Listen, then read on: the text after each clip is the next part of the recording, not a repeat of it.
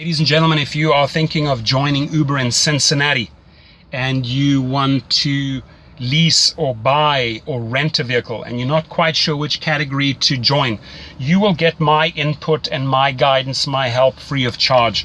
I actually get paid if I refer people, the same driver bonus that any other driver gets. The only difference is that I give an additional hour of mentoring coaching. I have put thousands of hours in of mentoring.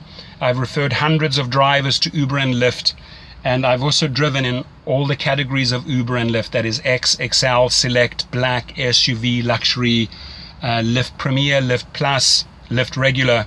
So you'll get a lot of good input. Today I own a fleet of cars, I consult, and I refer people all around the country. I just want you to make the right choice.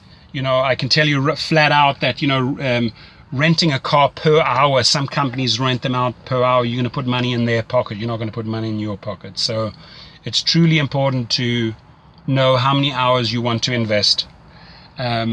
Realistically, how many hours can you put in per week? What are your expectations earnings wise? These are the type of questions that you got to ask yourself before you make some tough decisions here. Okay. I will gladly help you in that process. So text, email, reach out. I'm there for you. Have a great day.